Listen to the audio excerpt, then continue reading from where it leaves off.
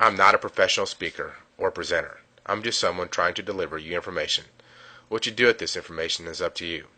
I'm also not advocating any kind of violence. Every problem in the world can be solved by who you see when you look into the mirror. And this is not to be construed to be as legal advice of any kind. I put this presentation together so I could show the people of this great country a true and accurate view of history about what happened to our country. The facts I'm going to show you are not Republican or Democratic in nature. There are documents from the Library of Congress, state archives, Supreme Court, Senate, and congressional records and reports. Anyone can go get a certified copy of any of these documents for your own research. What I'm going to show you is a small but important part of what has delivered this country into its current condition.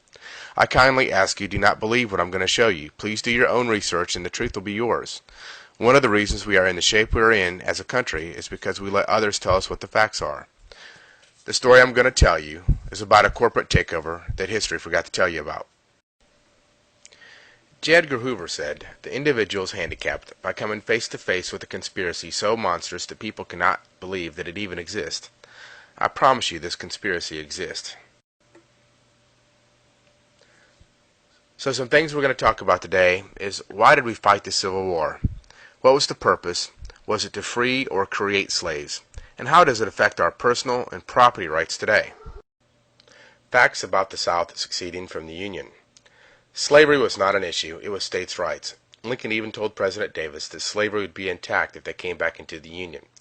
Davis' response was, no, because slavery is not the struggle we fight in this war. 4 states that fought with the North were slave states throughout the war. President Buchanan did not wage war on the seceded states. All these states succeeded while he was in office. On February 28, 1861, North Carolina legislators voted on whether they wanted a convention to consider secession. The call for a convention was defeated by 651 votes. North Carolina would not even consider secession. On March 30, 1861, in an address to the people of Texas, put forth by representatives of Texas, given warning that under the pretense of freeing slaves, the actual intention of the incoming Lincoln administration was to enslave a whole nation. An ominous warning of what was to come. So why did North Carolina secede from the Union? On April 15, 1861, the Secretary of War notified Governor Ellis of North Carolina that the federal government expected North Carolina to furnish 2 regiments of troops to make war on the seceded states. In Governor Ellis's refusal, he closed with these words, "I can be no party to this wicked violation of the laws of this country. Into this war upon liberties of a free people. You can get no troops from North Carolina." And North Carolina seceded from the Union. This document is known as the Lieber Code or General Orders 100, done April 24, 1863. It is the rules of engagement signed by the Secretary of War for the Civil War. We are still operating underneath these rules, underneath military rule. Here are a few of the articles that affect us today. Martial law in a hostile country consists in the suspension by the occupying military authority of the criminal and civil law and of the domestic administration and government in the occupied place or territory, and in the substitution of military rule and force for the same, as well as in the dictation of general laws as far as military necessity requires the suspension, substitution, or dictation. So what this Article 3 is saying is we're going to suspend all of your laws while you're underneath military rule. Article 7. Martial law extends to property and to persons, whether they are subjects of the enemy or aliens to that government or not. Basically, they're saying right there, it doesn't matter if you were against us in the war in the South or whatever the deal was, the martial law is going to extend to your property and to the person, whether they were enemies or not. And that's pretty simple. That's how this affects the North also. Article 26. Commanding generals may cause the magistrates and civil officers of the hostile country to take an oath of temporary allegiance or an oath of fidelity to their own victorious government or rulers, and they may expel everyone who declines to do so. Article 31. A victorious army appropriates or seizes all public money, seizes all public movable property until further direction by its government, and sequesters for its own benefit or that of its government all revenues of real property belonging to the hostile government or nation. Title to such real property remains in abeyance or suspended during military occupation, and until the conquest is made complete. And the last one we're going to talk about is Article 32. The commander of the Army must leave it to the ultimate treaty of peace to settle the permanency of this change. There has never been a treaty of peace ending the Civil War, and we're still under these rules. You own no property. Article 31 still applies to you today. Article 26 that we're going to talk about shows where they forced several governors and legislators out of office 3 years after the war was over because they didn't want to go underneath military rule. They wanted to stay underneath constitutional rule where the states were the sovereign. This document is from the nps.gov website, National Park Service. And the question here is, where was the treaty signed? And they're talking about the Treaty of Peace to ending the Civil War. And their answer is, there was no treaty signed to end the Civil War. This document is titled Contracts Payable in Gold, known as Senate Report 43 or Senate Resolution 62. It was done in 1933, 60 years after the Lieber Code or General Orders 100 was written. The discussion on the floor here is we have three types of money: paper that represents gold, gold and silver, the actual physical substance, and we have fiat currency, which is worthless paper, which we use today. The comment here is that I have highlighted in yellow. It says the ultimate ownership of all property is in the state. Individual so-called ownership is only by virtue of government, i.e. law, amounting to mere user, and must be in accordance with the law and subordinate to the necessities of the state. If you look at your deed, it says you're a tenant. Look up the definition of what a tenant is. You're a renter. So basically what happened, or what this proves, one of the ways, is that you own no property. You pay mortgages on property that you own. You pay property taxes on property that you don't own. Your car you don't own. You own nothing. And when they say the ultimate ownership of all properties in the state, they mean that. That's how they can seize your property anytime they want to. It's really theirs and you're just using it.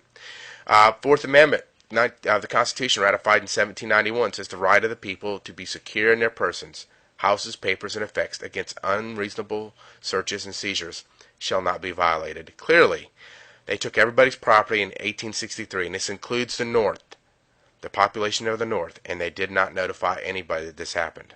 They're very patient.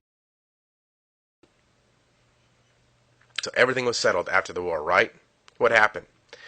In 1865, North Carolina was admitted back into the Union as the 12th state. December 4th, 1865, North Carolina even ratified a new 13th Amendment, proving the state was back into the Union. The old 13th Amendment, that was ratified in 1819, was removed from the history books in the Constitution, unlawfully of course. It said, if any citizen of the United States shall accept, claim, receive, or retain any title of nobility or honor, such person shall cease to be a citizen of the United States, and shall be incapable of holding any office or trust, profit under them, or either of them. An example here is Esquire. Let's look at the original archive certified copy of the 13th Amendment. This came from the Texas State Library in 2009. And this is actually a certified copy of Virginia's Constitution along with the Constitution of the United States. And on this page right here you can see Article 13, which says exactly what I just read you. So, let's look at what an esquire is, which is an attorney. Bouvier's Law Dictionary, 1856. Esquire, a title applied by courtesy to officers of almost every description, to members of the bar, and to others. Okay? It is a title next above that of a gentleman and below a knight. Now, most of you don't really understand this because we just weren't taught it properly in school, but there are no titles in this country because everybody was a king. That's what a sovereign is. We were kings on the land. Only law could rule man, not man. That's why our Constitution, our founding fathers set up our Constitution, set up a republic. Let's go down here to 4. Esquires, by virtue of their office as justices of the peace and others who bear an office of trust under the crown.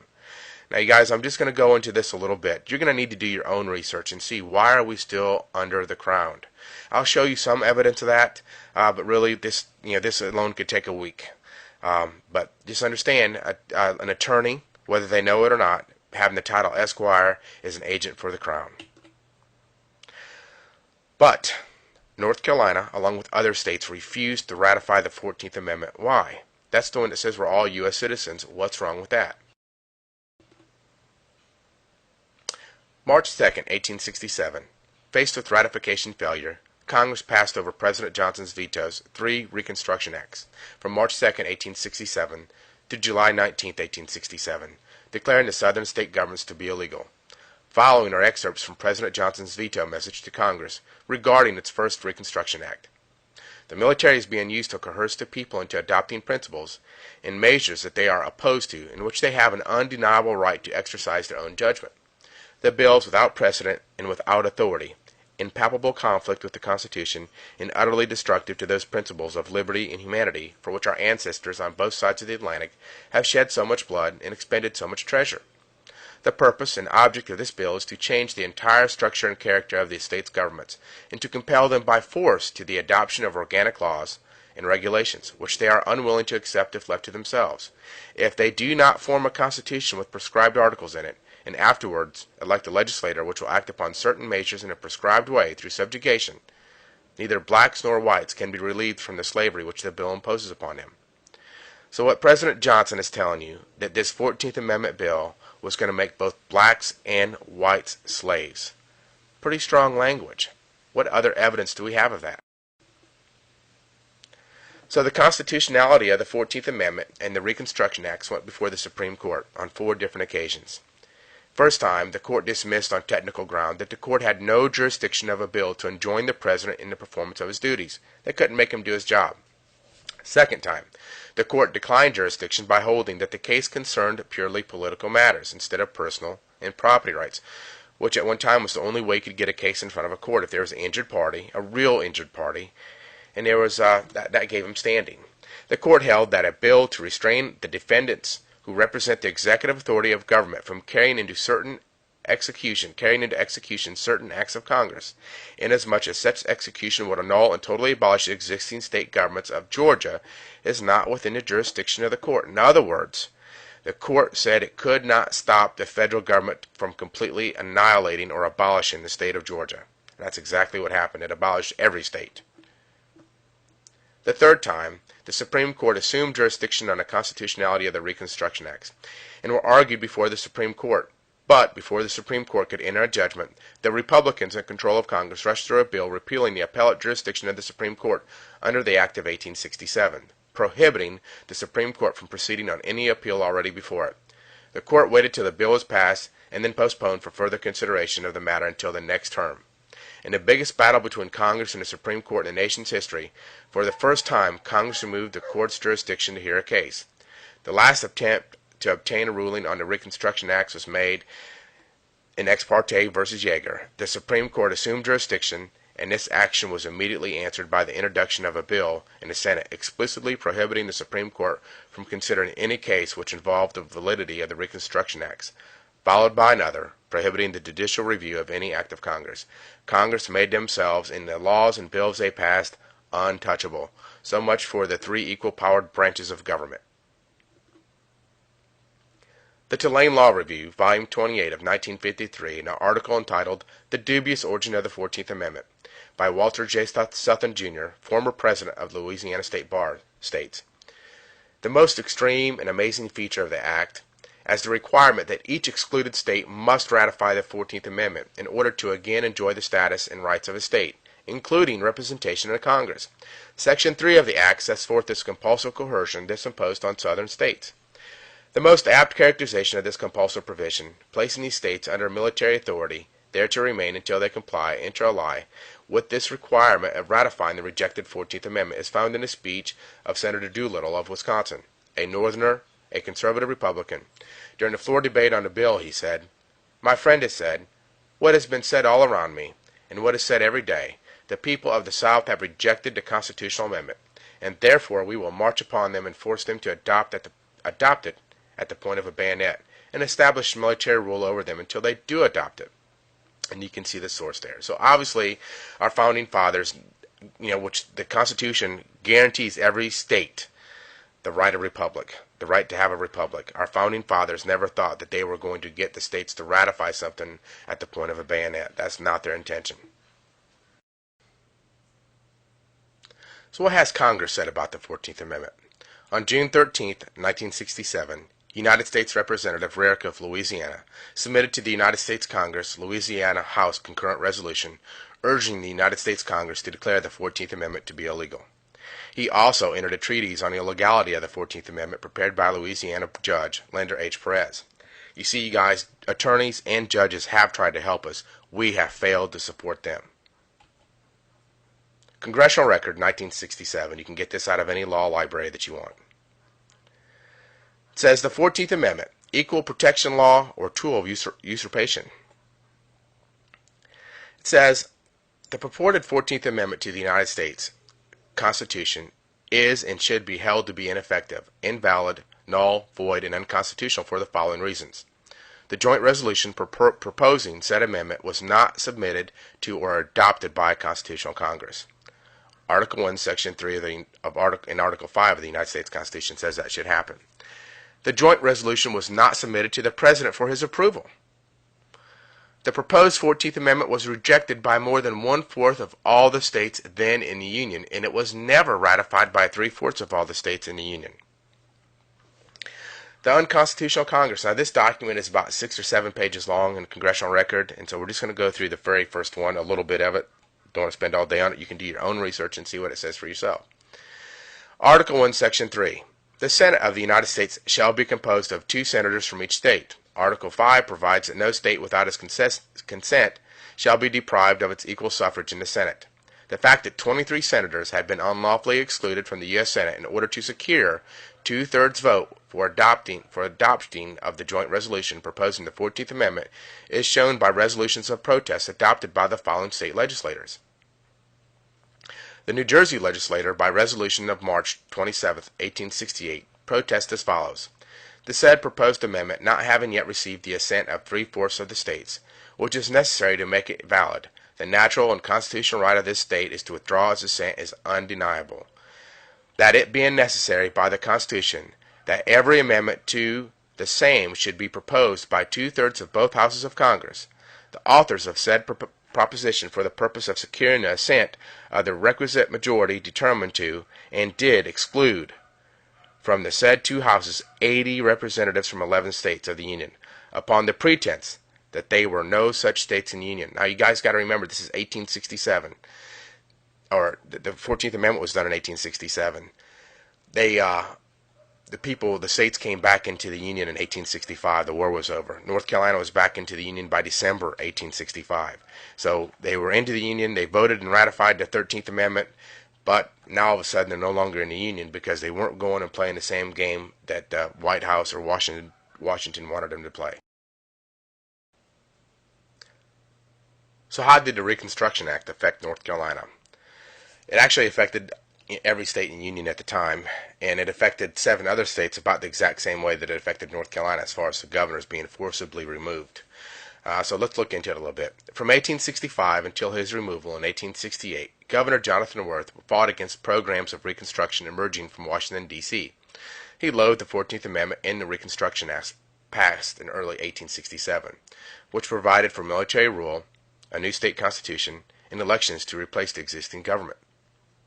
On June 30th, 1868, General Canby of the United States Army issued General Orders 120, which states in part, to facilitate the organization of a new state government, the following appointments are made. To be Governor of North Carolina, W. W. Holden, Governor-elect. Vice Jonathan Worth, removed. To take effect July 1st, 1868, on the meeting of the General Assembly of North Carolina. Now remember in the Lieber Code where it says that if you don't want to take an oath to our new government, we can take you out of office, and that's exactly what they've done. And this is proof of it right here. Here is a archive certified copy of General Orders 120. You can get it on the second floor of State Archives of North Carolina. His response. In a letter dated July 1st, 1868, Governor Jonathan Worth surrendered the government of North Carolina to W. W. Holden under what he deemed military duress during a time of supposed peace. The letter states in part, yesterday morning I was verbally notified by Chief Justice Pearson that in obedience to a telegram from General Canby, he would today at 10 a.m. administer to you the oaths required preliminary to entering upon the discharge of duties of the civil governor of the state, and that thereupon you would demand possession of my office. I intimated to the judge my opinion that such proceeding was premature even under the Reconstruction legislation of Congress, and that I should probably decline to surrender the office to you. I do not recognize the validity of the late election under which you and those cooperating with you claim to be invested with the civil government of the state, and you have no evidence of your election, save the certificate of a Major General of the United States Army. I regard all of you as, in effect, appointees of a military power of the United States, and not as deriving your powers from the consent of those you claim to govern. Knowing, however, that you are backed by a military force here, which I could not resist if I would, I do not deem it necessary to offer a futile opposition, but vacate the office without the ceremony of actual eviction, offering no further opposition than this, my protest.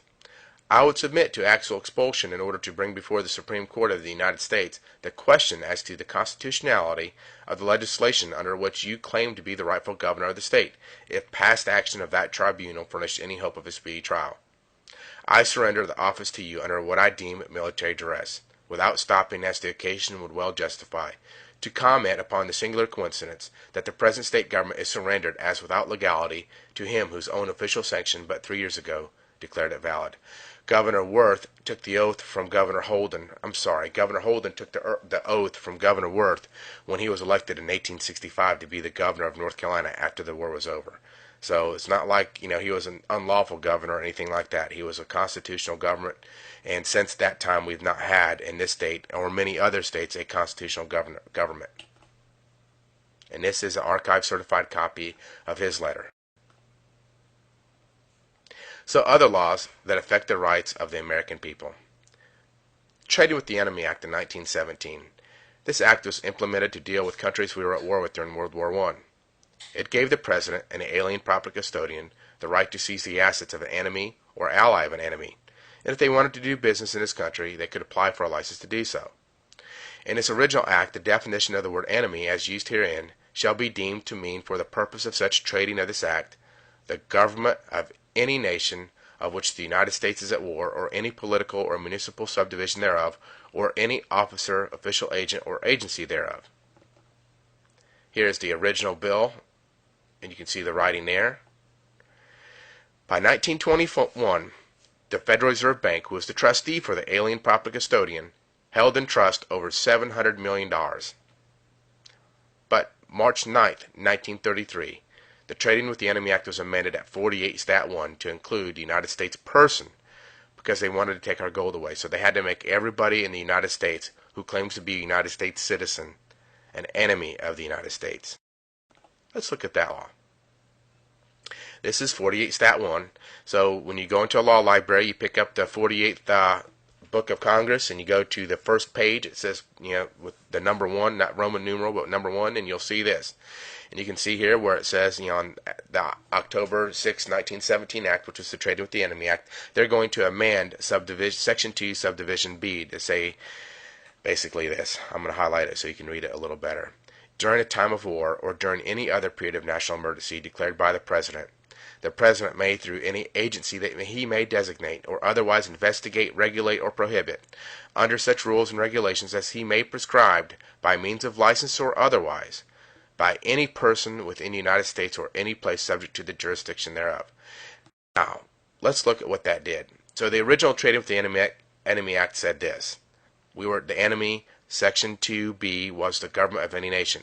But with this amendment done in 1933, March 9th, 1933, remember that date, it basically changed it to this. During any time of war or during any other period of national emergency declared by President, the President may control any person within the United States or any place subject to the jurisdiction thereof. That's pretty profound. We haven't had a constitution for a long time. Let's look and see if there's any evidence. How do we know that these evidence affected people?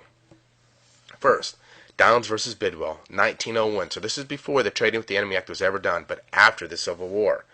The dissenting opinion of Justice Marshall Harlan states, 2 national governments exist, one to be maintained under the Constitution with all its restrictions, and the other to be maintained by Congress outside and independently of that instrument, which is what we see today. The only people that are subject to the Constitution now are the Congress, senators, and President, if really anybody, but they are a party to it. We're not. Senate Report 93-549 states, the United States has been under dictatorial control since March 9th, 1933. Let's look at this Senate report for a minute. This is the first page, done in 1973. You can go get it online. You can get it from a law library, Library of Congress, wherever you want to. Senate does a report on the emergency power statutes every 2 years. The last one was in 2008. And they say all the same thing. They don't have the language in them that this one has in it, but they all say the same thing. So let's look at it. This is the foreword to the Senate report. It says, since March 9th, 1933, the United States has been in a state of declared national emergency. These proclamations give force to 470 provisions of federal law. In other words, because we're in a state of national emergency, the federal law now exists that would not normally exist if we were just citizens of our state and not considered enemies of the United States of America. These hundreds of statutes delegate to the President extraordinary powers ordinarily exercised by Congress, which affect the lives of American citizens in a host of all-encompassing manners. The vast range of powers taken together confer enough authority to rule the country without reference to normal constitutional process. Without reference to any constitutional process. If it's not normal, it's not constitutional process. Under the powers delegated by these statutes, the President may seize property, organize and control the means of production, seize commodities, assign military forces abroad, institute martial law, seize and control all transportation and communications, regulate the operation of private enterprises, restrict travel, and in a plethora of particular ways control the lives of all American citizens. There is no present need for the United States government to continue to function under emergency conditions. That's just in the foreword of the report. Let's look at the first page of the report. Very first page, very first paragraph. A majority of the people of the United States have lived all their lives under emergency rule. For 40 years, freedoms and governmental procedures guaranteed by the Constitution have in varying degrees been abridged by laws brought into force by states of national emergency. The problem of how a constitutional democracy reacts to great crises, however far dates or goes way beyond the Great Depression. As a philosophical issue, its origins reach back to the Greek city-states and Roman republics. And, in the United States, actions taken by the government in times of great crisis have, from at least the Civil War, in important ways shaped the present phenomenon of a permanent state of national emergency. Civil War, they're talking about the Lieber Code, or General Orders 100, that put us underneath military rule and have kept us there. So you look back at what this report is saying. It says it can control and regulate private industry. Before 1933, you did not have to have a license to operate a business, to operate a vehicle, to build a house. You know, if you look up what a license is, it is because you are incapable of doing so. And the original Trading with the Enemy Act, the Trading with the Enemy Act that you're now a part of, in order to continue to do business in this country, they made all the original 1917 countries we were at war with get licenses so that they could monitor those countries and making sure they weren't sending profits back from the businesses that they were doing here in North America or in the United States. They weren't sending those profits back to Germany so they could use that money to wage war against the United States. Well, now, because we've been added to the Trading with the Enemy Act, now they can keep a complete eye and control us in every way, just as this Senate report says. So when you think your politician or your judge or anybody is innocent, that they don't know what's going on, like I said, they do these reports every 2 years, and ignorance of the law is no excuse. They certainly hold you to it. So we've looked at some of the fraud on the federal laws that are only in existence because we were classified as an enemy. And we've seen that the 14th Amendment was never lawfully passed. Did they ever properly pass those 470, which now are well over 500, federal laws that affect us today? This letter is from the desk of Harley G. Lappin. He is the Director of Federal Bureau of Prisons. I'm going to zoom it in here so you can look at it. It's done July 27, 2009. It says, attention all department heads. There has been a large volume of inmate requests for administrative remedies questioning the validity of the Bureau's authority to hold or classify them under Title 18, on the claim that Public Law 8772 was never passed or signed in the presence of a quorum or majority of both houses of Congress, as required by Article 1, Section 5, Clause 1 of the Constitution. Although most courts thus far have relied on Field v. Clark to avoid ruling on the merits of these claims, however, there have been some which have stated they were not bound by the Field case. But those cases did not involve a quorum clause challenge. So out of abundance of caution, I contacted the Office of Legal Counsel the National Archives, and the Clerk of House of Representatives to learn that there is no record of any quorum being present during the May 12, 1947 vote on H.R. 3190 bill. And in the House, and the record is not clear as to whether there is a Senate vote on H.R. 3190 bill during any session of the 80th Congress. So what he's saying is he's done his own research and found out that all these inmates were right. There has never been a proper form or quorum in place to pass this law properly, so it's not a valid law. He goes on to say there's only one Supreme Court case that says in order for any bill to be valid, the journals of both houses must show that it was passed in the presence of a quorum, and he gives you the case there. The clerk of the House states that the May 12, 1947 vote was a voice vote, but the parliamentarian of the House states that a voice vote is only valid when the journal shows that a quorum is present, and that it's unlawful for the Speaker of the House to sign any enrolled bill in the absence of a quorum.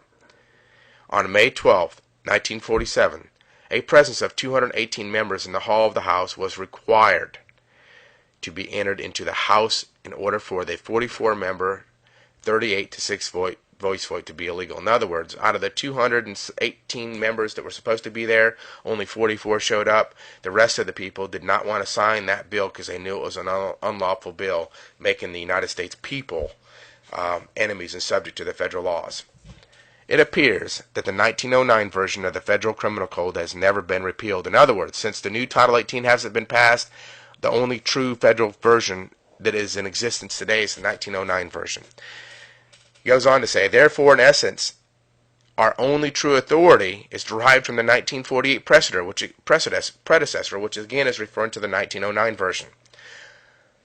Although adjudication of the constitutionality of congressional enactments has generally been thought to be beyond the jurisdiction of federal administrative agencies, this rule is not mandatory. So, although he knows it's fraud, they don't have to rule on the fraud. They don't have to hear or allow people to get out of the fraudulent jail. According to the Supreme Court in the case Thunder Basin Coal Company versus Reich, therefore the Bureau, under the advice of legal counsel, feels that it is the best interest of public safety to continue addressing all these administrative remedies requests by stating that only Congress or courts can repeal or declare a federal statute unconstitutional. You guys, the people that go to the jail for IRS issues, all the different frivolous things that people go to jail for, most of them all are under Title 18 and are all fraud. That's just the facts. And this is somebody in government that has done his own research. You can go get archive certified copies of the documents yourself and verify it for yourself. Do what he's done. But he's done his own research, and he says, you know what? Let's just keep it going. Let's just keep playing the game. They won't know any different. We won't let them have the truth. So a review of events that took away your God-given rights. 1861, Congress was adjourned sine die, which means without assigning a day for a further meeting, and Lincoln could not legally reconvene Congress. In 1863, the Lieber Code was established, giving the government the ability to take away your property and your rights, and putting the country underneath military rule or martial law. In 1867, the 14th Amendment was added to the U.S. Constitution, but was never ratified by a constitutional Congress or presented to the President of the United States to be signed into law. This law made whites and black slaves, as stated by President Johnson. June 30th, 1868, Governor Jonathan Worth was removed from office because he opposed the Reconstruction Acts of the 14th Amendment and military rule. March 9th, 1933, the U.S. person or citizen was added to the Trading with the Enemy Act, making them enemy combatants, classifying them the same as Al-Qaeda. April 5th, 1933, Executive Order 6102 was given, making it illegal for a U.S. citizen to own gold. April 17th, 1933, Senate Doc 43 says, it doesn't matter how we pay for things because the state owns it all anyway. 1948, Title 18 was never lawfully passed by Congress or Senate, making Title 18 null and void and without effect. So how did the Constitution structure our government? Ben Franklin was asked, what kind of government do we have? He said, a republic if you can keep it. Article 4, Section 4 guarantees to every state in the Union a republican form of government. What is a republic? Republic is Latin for a public thing, and the public thing was law, and it was God's law. What is a democracy? When I was doing my research, I came across this cartoon, and I think it sums it up the best. The squirrel says, I think a democracy is the best possible political system. The raccoon says, you're dope. And the fox says, that's great. The raccoon says, who supports a new law that all present squirrels should be eaten by a fox and a raccoon? The fox and raccoon vote, and the majority is a majority. The squirrel tries to veto, but majority rule or mob rule means the law does not apply. The majority of the people can do what they want to do, and the minority just have to go along with it. The squirrel now doesn't think a democracy is the best political system. In a republic, the squirrel would have been protected by the law, and the raccoon and the fox could not have voted on eating the squirrel. Plato said, a democracy passes into despotism, which is a form of government which a single entity rules with absolute and unlimited power. Karl Marx said, democracy is the road to socialism. We started being called a democracy in around 1913 by President Woodrow Wilson. He said the American people are unable to make good decisions for themselves, so the government needs to be able to make those decisions for them. Now, I'm not a fan of Wilson, and I don't agree with him on anything. But I will say this. I don't think he was very far from the truth when he said that. The people decided to stop ruling themselves and started asking for others to rule them for them. So how is the power divided in the government to protect the republic? We're supposed to have 3 branches of government, each with equal power: the executive, legislative, and judicial. This is from the .gov website. What power does the executive branch have? They control agriculture, commerce, defense, education, energy, homeland security, justice, state, interior, treasury, transportation, veterans affairs. They control everything. There's nothing that the president does not appoint to the office and control their job. So it is their policy that is related. What power does the legislative branch have? They control their websites and their leadership, and that's pretty much it. Does the legislative branch have any control of anything of importance when the president can issue an executive order and do whatever he wants without approval of the House of Representatives, without your approval? So it doesn't really matter what power they have. The president just issued an executive order, which is unconstitutional. First one was done by Abraham Lincoln, so he could reconvene Congress. So it's completely unconstitutional and can only be done because we're now a military. What power does the judicial branch have? Doesn't matter. Congress will just pass a law restricting the courts from hearing any arguments it doesn't want the court to hear. They've certainly done this in the past. The president controls the Justice Department, so he controls what actions are going to be prosecuted in the courts. So let's look at who's working against the American people. We understand a little bit about what has been done to us, and that's just the tip of the iceberg. There's a lot more, but that should give you a pretty good color picture of what's going on. Now we need to find out who exactly is the enemy. The corporate federal government, when I say the Queen, I mean the Crown, the Federal Reserve, the IRS, lawyers, and unions are just to mention a few. And before we have any knee-jerk reactions, I'll say there are some lawyers out there and people who work for unions that are good people, and they don't know any different. They're being played, and we'll show you a Senate report that proves it. So there's a lot of good people out there that are playing. They're trying to do good things, but they work for bad people, and they don't understand what they're doing because they're not taking the time to investigate it. So how's the Queen involved? Now, it goes back a long way, and this is just a small example of the fact that she's involved, but she gets her Social Security. This is statutory instrument 1997, number 1778, and it basically is amending a 1984 agreement on Social Security between the government of the United Kingdom, Great Britain, Northern Ireland, and the United States. It says, now therefore, Her Majesty, in pursuance of Section 179, 1A and 2 of the Social Security Administration Act of 1992, and all other powers enabling her in that behalf, is pleased by and with the advice of her Privy Council to order, and it is hereby ordered as follows. So the Queen is making an order on how we're dealing with Social Security. And you can go through and you can research this yourself and find out exactly what they're talking about. But you can see clearly territory means as regards to the United States, not just the corporate United States government in Washington, D.C., but the states and District of Columbia. Who controls the Queen? 1213 Papal Decree. April 21st, 1214, the Pope in Rome formally accepted King John's surrender of his kingdoms and his pledge of vassal, together with monies paid in tribute. And 3 months later, July 1214, Pope Innocent III raised the interdict against the English. Thus the Pope assured the English of access to heaven, from which they had been barred by their king's opposition to the Church of Nazarene, or communist totalitarianism and denial of civil rights to mankind. got to go back and research what's going on. But at this time, the people did not have access to the Bible. The church controlled the Bible, and the church told the people that the only way you could get to heaven is if you paid. And so they made the king pay. The king turned over all of his properties, all of his money to the Pope, and so literally the crown is the arch treasurer to the Vatican still to today. It's just a fact. I'm sorry about if I offend anybody, but these are just the facts. It's just history. So why haven't our lawmakers fixed this problem? This cartoon is a pretty accurate depiction about exactly what happens in Washington, D.C. First of all, when a congressperson or a senator gets elected into office, the first thing they have to do, or they're told to do by their party, is they need to raise money. So they spend the majority of their day, even senior congresspeople and senators, spend the majority of their day trying to raise money for their party. If they don't, their party will no longer support them, and they will just have a pretty hard time in Congress. So they end up going to the lobbyists because it's easier to get, $10, $20, $30,000 at a time than $2 or $3 at a time from the constituents like us. So that is a very good source of some of the problems we have in D.C. Plus, obviously our Congress people are not writing any bills. The senators are not writing any bills. They don't even read the bills that somebody else writes. So it's pretty obvious that that's going on. Another good reason. The unions started out in this country as protecting the workers' rights. They started out helping young kids get out of work camps and things like that. But now they control and dominate our employees, our employers, our government. They are some of the biggest lobbyists in government. They control pretty much everything. Local governments on up to federal governments.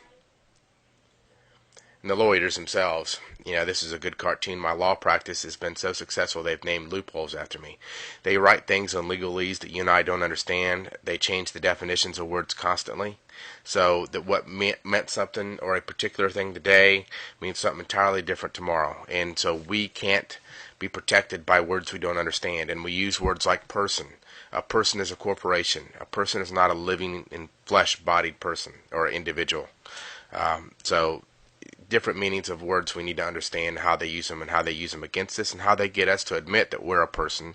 We admit that we're a corporation. Look it up in Black's Law. Look up the definition yourself. And now they have jurisdiction over us because we've admitted to be what they want. This is the report on the National Lawyers Guild, the legal bulwark of the Communist Party. Done around 1915. It was a House report.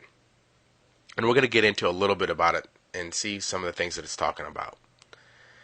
The National Lawyers Guild is the foremost legal bulwark of the Communist Party. Its front organizations and controlled unions, since its inception, has never failed to rally to the legal defense of the Communist Party and individual members thereof, including known espionage agents.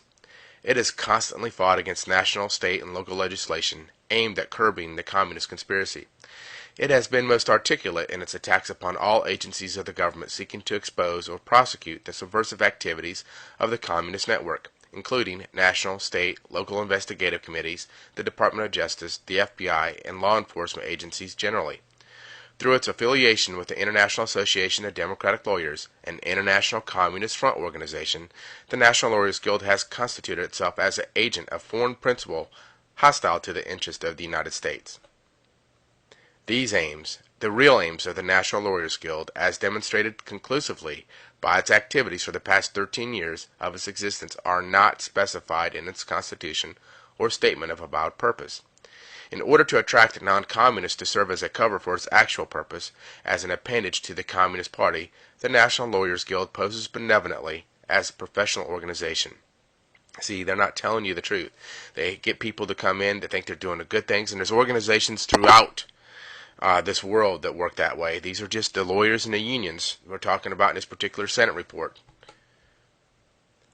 New Mass, a weekly publication of the Communist Party, featured an article entitled "The Defense for Counsel, The Need for the National Lawyers Guild," in its issue of June 14, 1938, by Charles Wright, an attorney for the Soviet government, a member of the Guild, observed that with the growth of the American Labor Party in New York, and they're talking about unions there, and the kindred progressive movements throughout the United States, the lawyers, who in many of the smaller communities are the nerve centers of political activities, will be an invaluable aid in galvanizing the latent liberal elements of the country into a political force.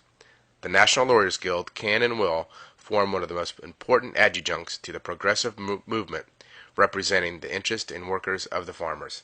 So there you go. They tell you clearly on what their purpose is. We're not using what people think they're going to do. They're telling you exactly what they're going to do with their own words. So what is the Federal Reserve? The Rothschilds is Eugene Mile, Israel Sheff, Warburg, Lehman Brothers, Goldman Sachs, Rockefeller, J.P. Morgan, Aldrich, and other bankers created a Federal Reserve Plan in a private meeting on Jekyll Isle on November 22nd, 1910. Research Eustace Mullins, he's done some great research on this. Other people have plagiarized his work, but he's done a very good job on this. The original plan was called the Aldrich Plan. It was brought to Congress and to the American people by Republicans. It brought forth one national bank, and the people hated it. They understood our country at that time was better educated. They understood what a national bank had done to our country before and what it had done to other countries, and would not tolerate it. And so the Democrats, pushed by Wilson, and the bankers put Wilson into office, it's very well documented, came out with a new plan, which is called the Federal Reserve Plan, which is the exact same language in the plan. They just had 12 national banks. That was the only difference. And they renamed it as the Federal Reserve Plan. So you can see that the Republicans and Democrats, the upper end of those organizations, have worked throughout history together to get the country pointed in a common direction. There are people on both sides that want the right thing for this country and have stood up and spoke for this country, without the support of the people, of course. But as an overall picture, the money behind them have kept the country going in the same direction, and that is towards the wrong direction. So in 1913, the Federal Reserve Act was passed with only 3 congressmen voting on it. Congress was not properly adjourned during the Christmas break and allowed this to happen. Charles Lindbergh, representative of Minnesota, said, "The financial system has been turned over to the Federal Reserve Board. That board administers a finance system by authority of a purely profiteering group. That system is private, conducted for the sole purpose of obtaining the greatest possible profits from the use of other people's money. This act establishes the most gigantic trust on earth. When the President signs this bill, the invisible government by the monetary power will be legalized. The people may not know it immediately, but the day of reckoning is only a few years removed. The worst legislative crime of the age is perpetrated by this banking bill. It was signed in 1913. The Great Depression happened in 1929, which gave the banks more control over more of the country. At the time, the national banks, the Federal Reserve banks, really only had power over the Northeast. The rest of the country was financing their own growth, and they didn't like it. And so 1929 came along, which took a lot of those banks out and worked out pretty good for the Federal Reserve, but not so good for everybody else.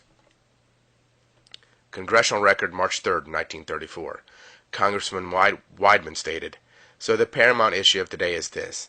Shall the government of the United States be run for the benefit of the international bankers, or shall the citizens of the United States be given the right to life, liberty, and the pursuit of happiness?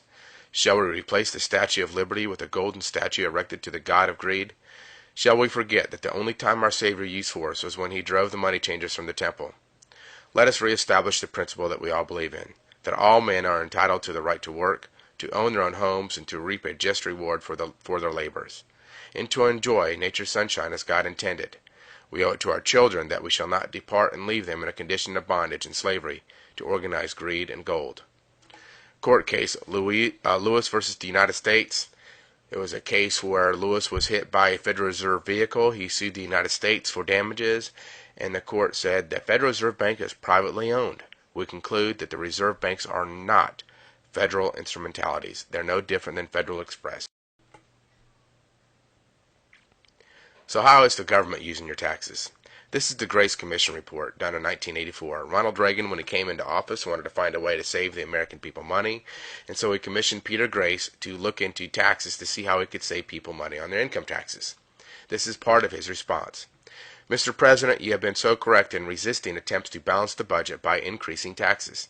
The tax load on the average American family is already at counterproductive levels, with the underground economy having now grown to an estimated $500 billion per year, costing about $100 billion in lost federal tax revenues per year. The size of the underground economy is understandable when one considers that median family income taxes have increased from $9 in 1948 to $2,218 in 1983, or by 246 times. This is runaway taxation at its worst. 1/3 of all their taxes is consumed by waste and inefficiency in the federal government, as we have identified in our survey. Another one-third of all their taxes escapes collection from others as the underground economy blossoms in direct proportion to tax increases and places even more pressure on law-abiding taxpayers, promoting still more underground economy, a vicious cycle that must be broken. With two-thirds of everyone's personal income tax wasted or not collected, 100% of what is collected is absorbed solely by the interest on the federal debt and by the federal government contributions to transfer payments. In other words, and these are his words, in other words, all individual income tax revenues are gone before one nickel is spent on the services which taxpayers expect from their government.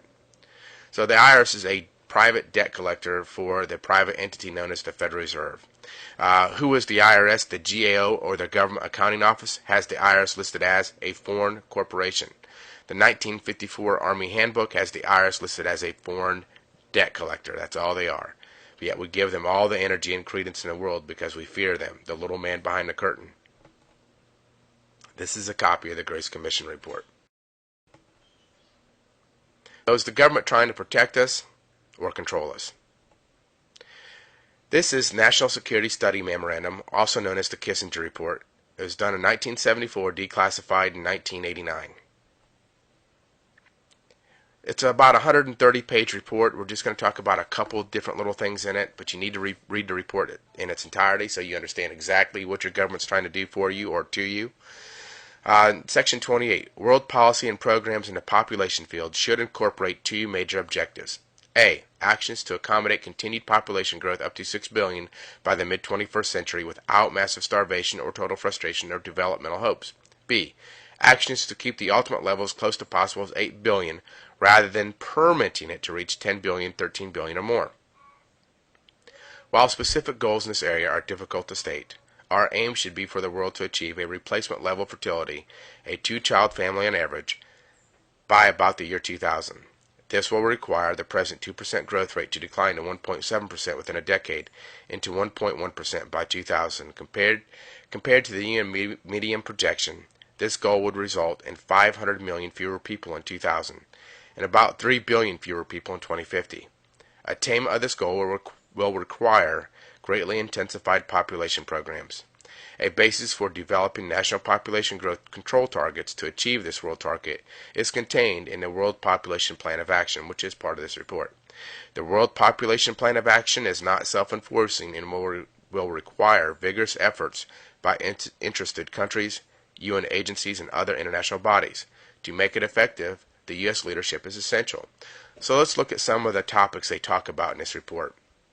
Chapter 5, Implications on Population Pressure for National Security. They want to make sure we don't have too many people who could harm national security.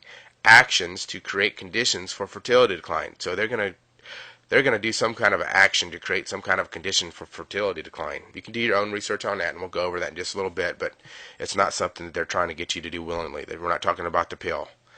Functional assistant programs to create conditions for fertility decline. So they're going to create these conditions. Food for Peace program and population. That part of the report talks about how they were going to work with these third world countries and basically use food to control whether or not they were going to put certain things in place so that they could start getting their population in control. In the mid-40s or 50s, on those pages of this report, they talk about how the American woman was staying home having too many babies, and so they basically need to get her out of the house, get her working, and work on taking down the family unit so you stop having so many kids, and you have to go out and work more, and gosh, parents don't want to have 10 kids when they're out working. It's hard to raise them that way. A. Research to improve fertility control technology. Let's look a little bit at a few things that may be related to this. ATSDR, Agency for Toxic Substances and Disease Registry. This is on fluorides, hydrogen fluoride, and fluorine. Some of this is what you find in your water, toothpaste, you shower in it, you drink it constantly. Let's look at how fluoride, hydrogen fluoride, and fluorine may affect my health. In adults, exposures to high levels of fluoride can result in denser bones. However, if exposure is high enough, these bones may be more fragile and brittle, and there may be a greater risk for breaking bone. In animals, which we are, a version of an animal, exposure to extremely high doses of fluoride can result in decreased fertility in sperm and testis damage. This is by the U.S. Department of Health and Human Services. This next one is on the National Autism. You can get it off their website. And I'm not going to say this right. I'm not a professional speaker. I'm not going to claim to be. But thimerosal is an inorganic mercury compound that is metabolized to ethyl mercury and thiosilicates and has been present since the 1930s as a preservative in some vaccines and pharmaceutical products to prevent bacterial and fungal contamination. So let's look what that is. The facts. Mercury is hazardous to humans. The use of toxic poison as a preservative is undesirable, unnecessary, and should be eliminated entirely. The United States is in the midst of a tragic epidemic of autism. An analysis of the U.S. Department of Education data from 1992 to 1993 in comparison to 2000 to 2001 indicates there has been an average increase of 644% among U.S. children. Now, if you go through and read this report, it's not that the numbers didn't increase because they got better at reporting it or anything like that or diagnosing. You can see at the bottom it says, confirmed the autism epidemic is real and not due to changes in diagnosis or population changes, nor is explained by other factors. It is explained by the poisons that we ingest in our body. That simple. The poisons we clean with. So where do all the other taxes go?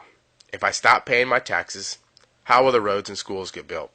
The Grace Report shows you that all your income tax is wasted or goes to pay interest on the national debt, which is pure profit to a private bank called the Federal Reserve. Let's look at North Carolina's Comprehensive Annual Financial Report, or the CAF report, and see if we can find a clue there. You can get this from the osc.nc.gov. You can get it for whatever state you're in, whatever county, city. They all have these reports. Now, it shows total assets up here to be $82 billion. This is on page 82, I think it is, of a 300-plus page report. Total liabilities, $11.9 billion, which gives North Carolina the state of $70.9 billion in assets. There's a YouTube video out there of an Oregon congressperson on the floor raising Cain in his state because they're trying to raise taxes, and he just found his CAFR report for the first time and realized there was over $4 billion in cash that was unallocated that they could use for what they wanted to do. But that's not what they want to do. They want to raise taxes. And the reason why they want to raise taxes is to keep you working and to keep you better controlled. To get more information on this, you might want to go to Walter Buren's site, which is CAFR1.com. He's got a lot of good information on it. Now we're going to talk about how our banking system works. First, I want you to understand that our current monetary system is based on debt. This is a Federal Reserve note. Note means debt instrument or promise to pay. You cannot pay debt with a debt no matter how hard you try. So we're going to look at our Constitution. It says what it says, see what it tells us about paying debt, and try to understand a little bit about how our monetary system really works. Article 1, Section 10 of the Constitution clearly states the following. No state shall make anything but gold or silver coin a tender in payment of debts. Pretty simple. So, is our current money backed by substance? No. This is from the federalreserve.gov website. It pretty clearly states that it's no longer backed by substance. So, are the states violating the Constitution? North Carolina Constitution, Article 6, Section 7, under oath, says, before entering upon the duties of an office, a person elected or appointed to the office shall take and subscribe the following oath. They solemnly swear or affirm that they will support and maintain the Constitution and the laws of the United States, and the Constitution and the laws of North Carolina, not inconsistent therewith. Now, North Carolina General Statutes 105-357A, underneath medium of payment, states, taxes shall be payable in existing national currency, which is the Federal Reserve note, which is not gold or silver. So North Carolina has a law that is unconstitutional. Clearly, the Constitution says no state shall make anything but gold or silver coin a tender in payment of debts. So what's going on? Are you violating the Constitution with how you pay debt? No. You're not a party to the Constitution.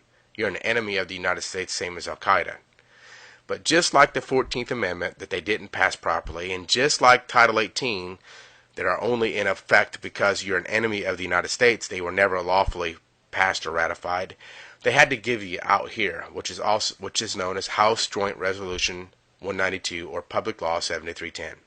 It's located at 48 Stat 112. It was passed making it illegal for anyone to require you to pay a debt in a particular kind of currency. Let's look at this one. This is an archive certified copy of that particular law. To ensure uniform value of coins and currency of the United States. That every obligation contained in or made with respect to any obligation which purports to give the obligee a right to require payment in gold or a particular kind of coin or currency, or in an amount of money the United States measured thereby, is declared to be against public policy. And no such provision shall be contained in or made with respect to any obligation hereafter incurred. Every obligation heretofore or hereafter incurred, whether or not any such provision is contained therein, or made with respect thereto, shall be discharged upon payment, dollar for dollar, in any coin or currency which at time of payment is legal tender for public and private debts, and your signature is legal tender for public and private debts. This is the origins of accepted for value. B. As used in this resolution, the term obligation means obligation, payable in money of the United States, and the term coin or currency means coin or currency of the United States, including Federal Reserve notes and circulating notes of the Federal Reserve banks and national banking associations. So it's very clear, nobody can require you to pay a debt in any particular kind of coin or currency, including Federal Reserve notes. This law has never been repealed. It's still on the books. You can go into a law library and find it. And it's very hard to enforce, but you can do it. You can start accepting for value your mortgage payments, your taxes, anything. It's a legal and lawful way to pay debt.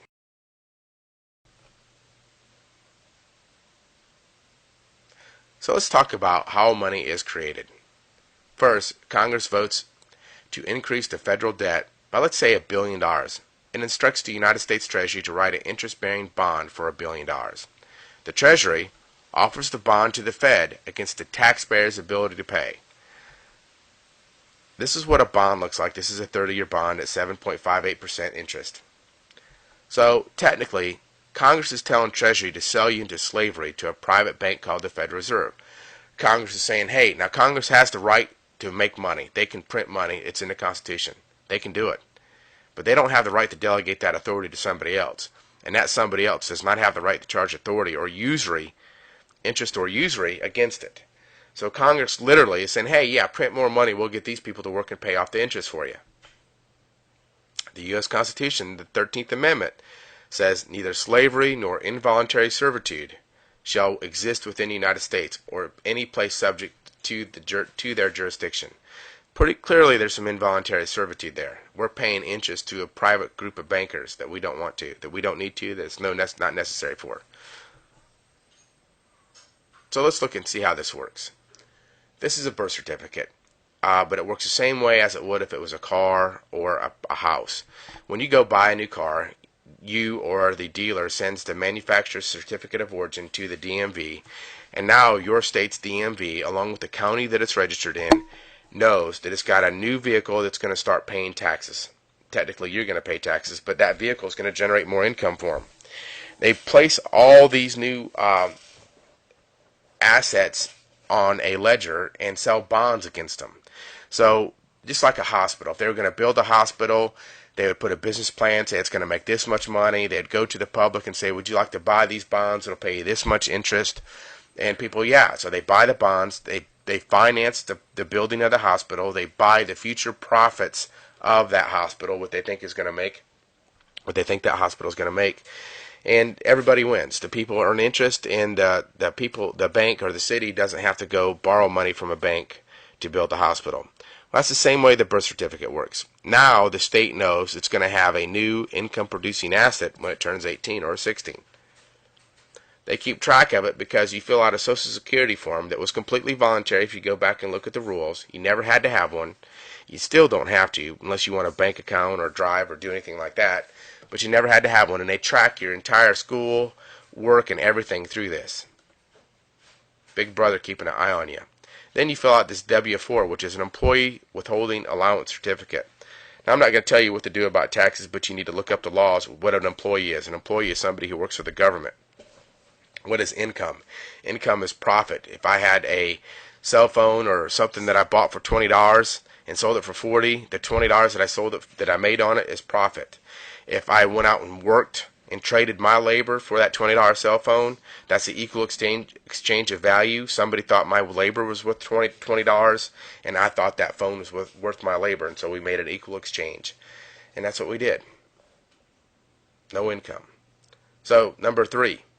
The Fed buys the bonds by simply creating a bookkeeping entry for $1 billion to credit the government's checking account.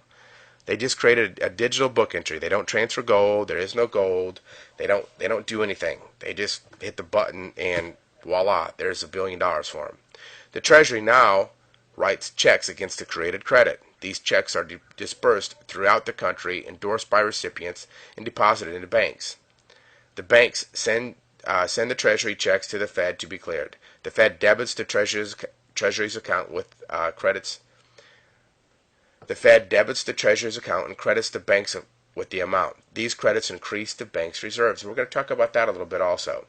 These reserves serve as a base used by the commercial banks to create checkbook money and to lend it out at interest. So they're going to use this to lend more money out to you at interest. And now you see the 1 through 6 arrows. Now you got the other arrows that go to the banks and come out in many different ways. And that's where most of the money is created. So we're going to talk about that next. First, UCC Law on Federal Reserve Publications. UCC Law 3-102C says regulations of the Board of Governors of the Federal Reserve System and operating circulars of the Federal Reserve Banks supersede any inconsistent provisions of this article. UCC law governs all financial instruments, and what they're saying is we may govern all financial instruments, but UCC law is subordinate to what the Federal Reserve says. It's very important. So you go to the bank to get a loan to buy a home and sign a promissory note for $100,000.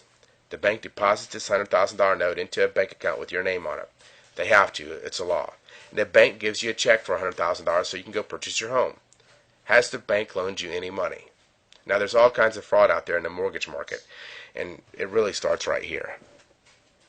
No. You made a deposit with the bank for $100,000, which was your promissory note, and the bank gave you a check for $100,000. Now you're even. It's against the law for a bank to loan you its depositors or investors' money. Modern Money Mechanics, Federal Reserve Bank of Chicago, says of course they, meaning banks, do not really pay out loans from the money they receive as deposits. If they did, no additional money would be created. This is the title page for Modern Money Mechanics. Well, the worst part isn't that you are paying a bank principal and interest for money that the law says you did not borrow. The worst part is that the bank is using your promissory note as reserves so they can loan out more money. Your promissory note became a Tier 1 asset for the bank, allowing them to take your $100,000 note and lend out $900,000 more to other customers.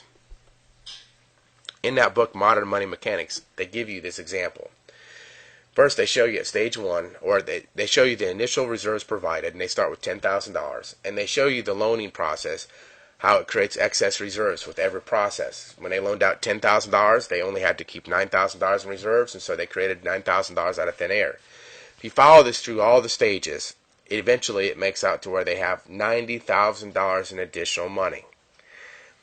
Thus, it says at the top here, thus, through stage after stage of expansion, money can grow to a total of 10 times the new reserves applied to the banking system. Now, I wish money would grow 10 times in our wallet. As the new deposits created by loans at each stage are added to those created at all earlier stages, and those supplied by the initial reserve creating action. So here they give you a graph of what that looks like. The initial deposits there to the left in the dark, $10,000, and everything else is money completely created by the act of loaning money. Your promissory note became money, became cash, and now it's in the bank as an asset. Money in Banking, page 11, explains that when banks grant loans, they create new money. The new money is created because a new loan becomes a deposit, just like a paycheck does. Next is a copy of a promissory note that has been stamped, paid to the order of, without recourse, so it could be deposited by a bank. Here's the first page of a promissory note. It's a normal average promissory note. Here's the second page, and I zoomed it in there so you could see where it says paid to the order of. They turn that promissory note into a same thing as cash, same thing as a check, whatever it is, and deposit it into the bank. Money in banking says most people suppose that banks lend the deposits of its customers. However, no bank ever lends its deposits. I bet you thought from the Federal Reserve Bank of New York says banks create new money by depositing promissory notes. The receipt of cash from depositors increase both its assets and its deposit liabilities, which enables it to make additional loans and investments. It accepts as an asset the borrower's debt obligation.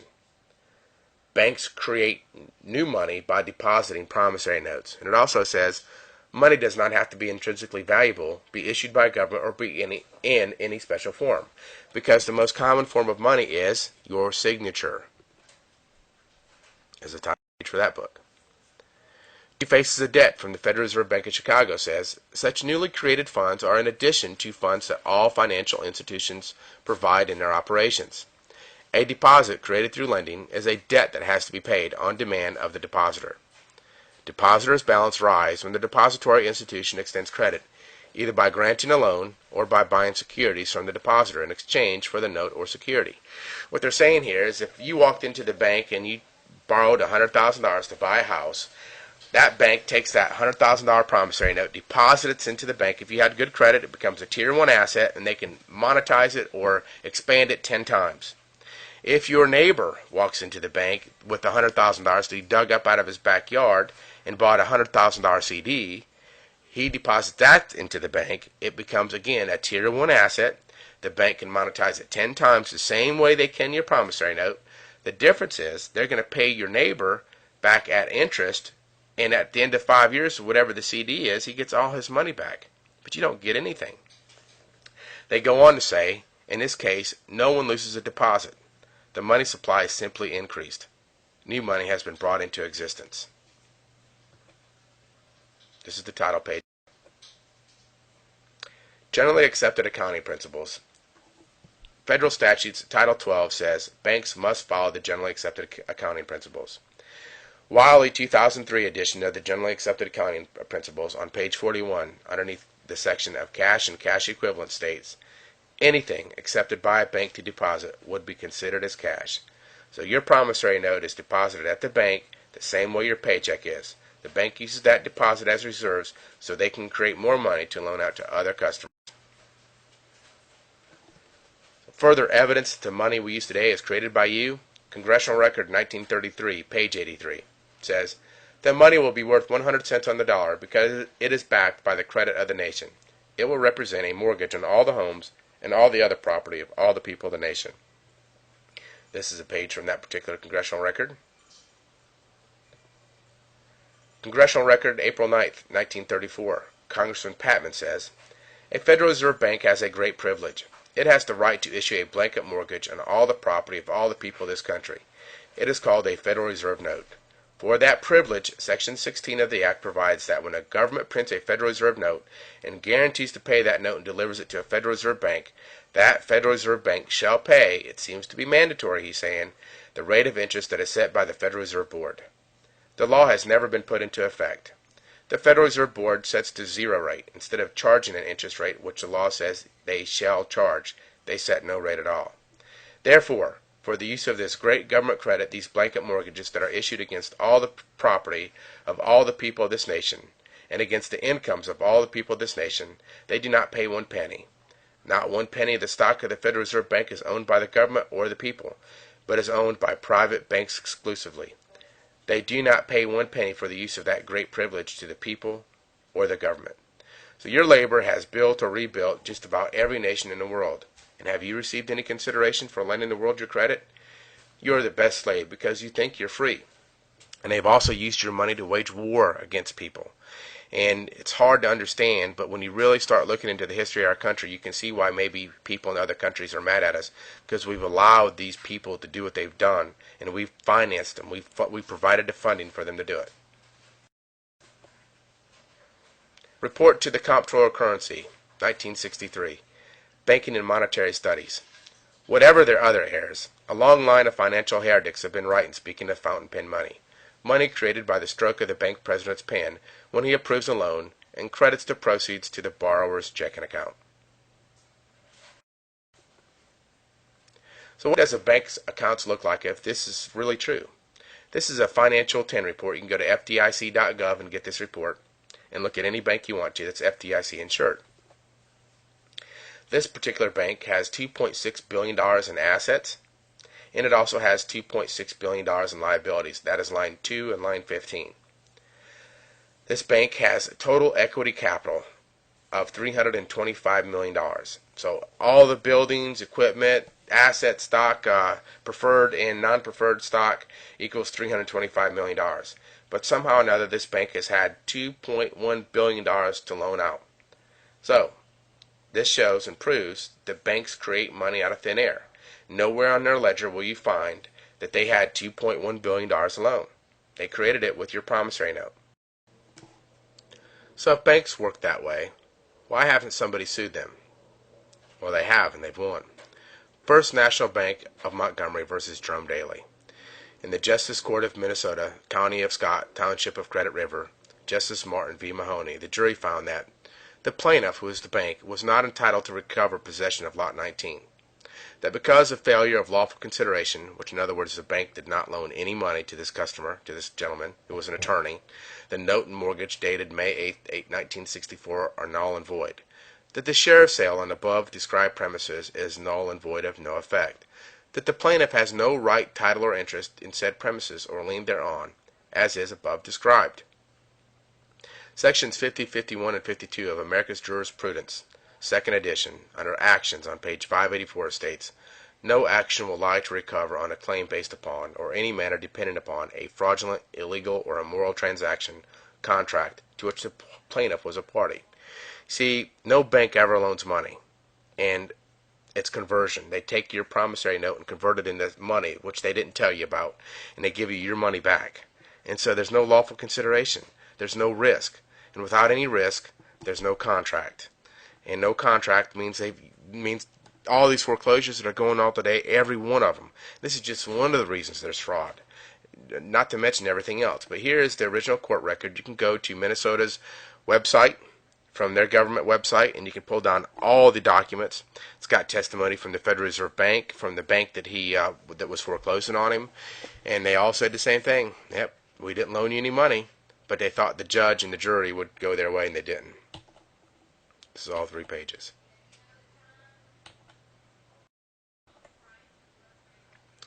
So are the banks breaking any laws? Let's look at a few.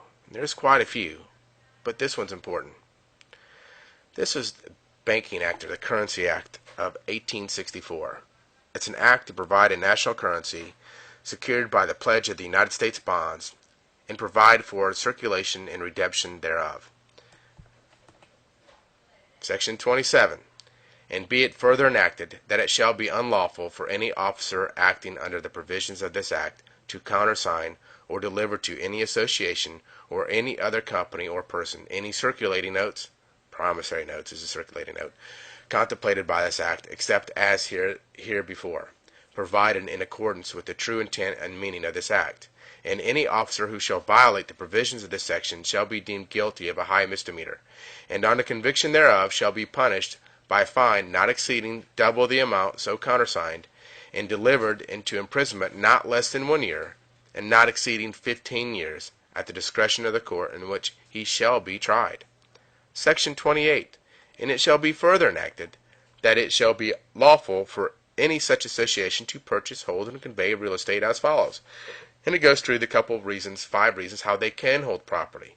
At the bottom of that one it says, such association shall not purchase or hold real estate in any other case for any other purpose than as specified in this section, nor shall it hold the possession of any real estate under mortgage, or hold the title and possession of any real estate purchased to secure any debts due to it for a period longer than 5 years. How many bankers and people that work in banks would be going to prison for 15 years if this law was enforced? Section 53. And be it further enacted that if the directors of any association shall knowingly violate or knowingly permit any of the officers, agents, or servants of the association to violate any of the provisions of this act, all the rights, privileges, and franchises of the association derived from this act shall be therefore thereby forfeited. And in cases of such violation, every director who participated in or assented to the same shall be held liable for his personal and individual capacity for all damages which the association, its shareholders, or any other person shall have sustained in consequence for this violation. Again, you guys, we got prison time for bankers for doing what they do every day. It's completely against the law.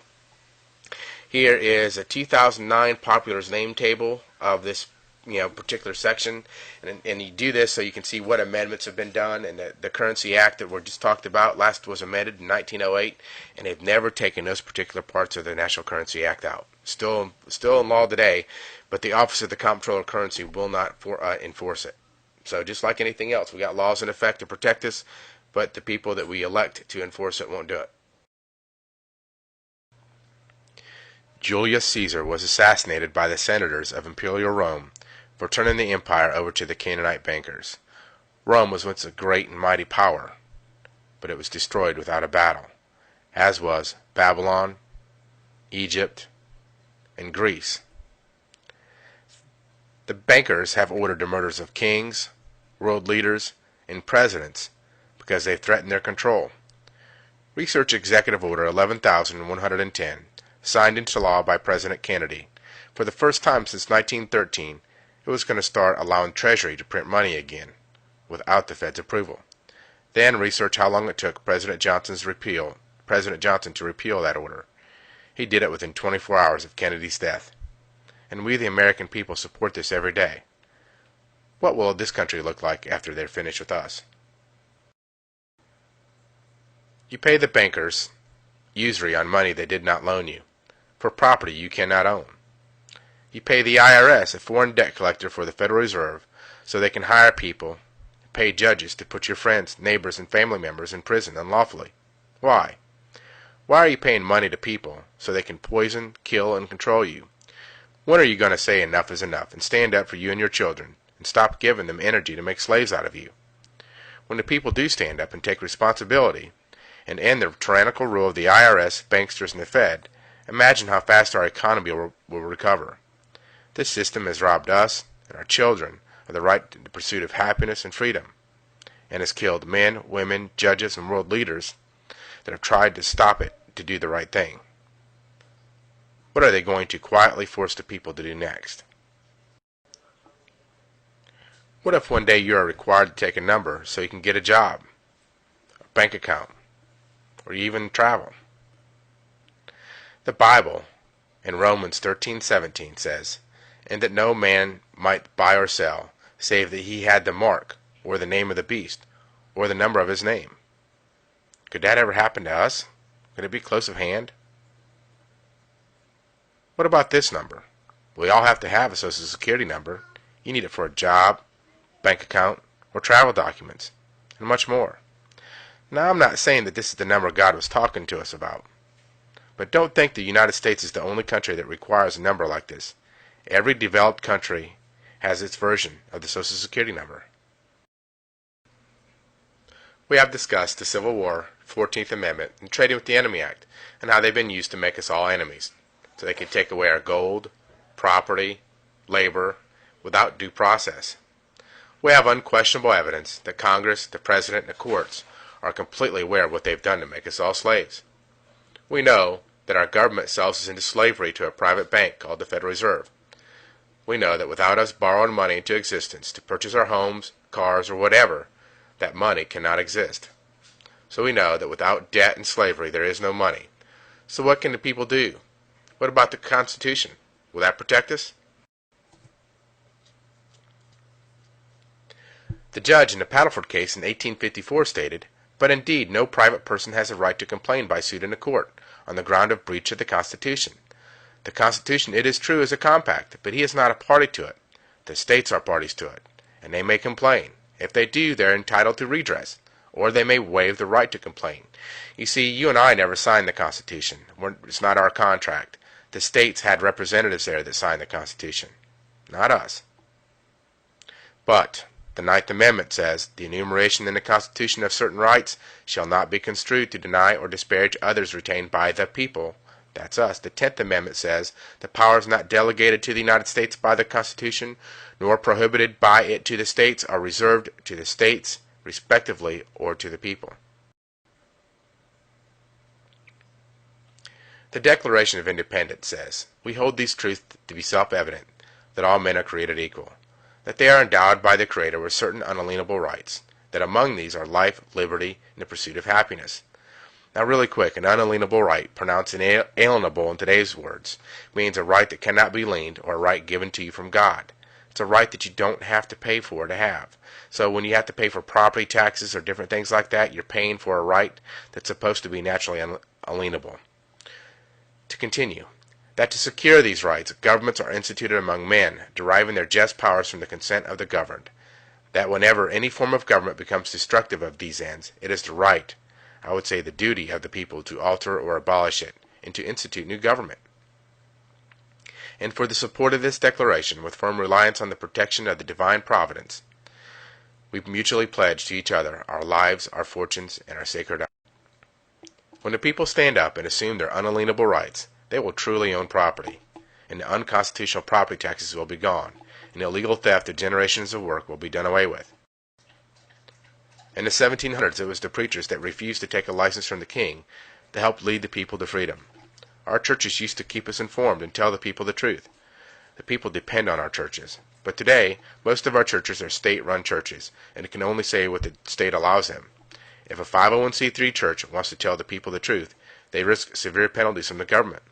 When the people stand up and free our churches, they will not have to worry about speaking the truth again.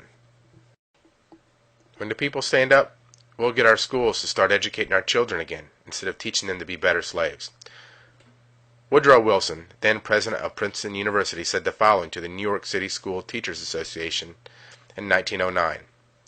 We want one class of person to have a liberal education, and we want another class of person, a very much larger class of necessity, in every society to forego the privileges of a liberal education, and fit themselves to perform specific, difficult manual tasks.